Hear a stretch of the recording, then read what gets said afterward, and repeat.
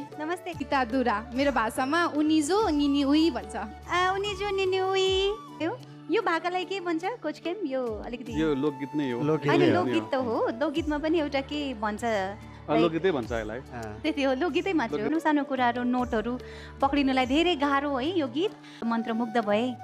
Sanchita voice of Nepal जस्तो स्टेजमा यहाँ धेरै जस्तो रक गीतहरू गुन्जिने गर्छ, आधुनिक गीतहरू, क्लासिकल गीतहरू गुन्जिने गर्छ, यहाँ पप गीतहरू बढी जस्तो गुन्जिने गर्छ।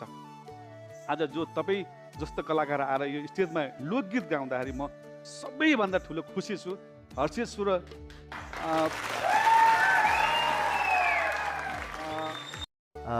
एकदमै मिठो, एकदमै निश्चल, एकदमै स्वच्छ हाम्रै भाषा, हाम्रै कला, हाम्रै संस्कृति, हाम्रै मौलिक वेशभूषा त हो नि होइन।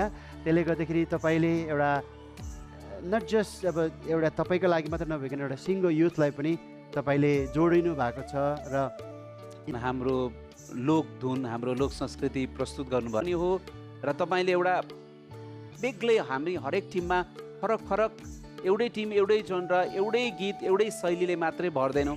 हामी 16 जना भरसक भेराइटी खोज्छौँ, सबैलाई समेट्ने प्रयास गर्दाखेरि तपाईँको मिठो स्वर पनि यहाँ समेटिएको हो।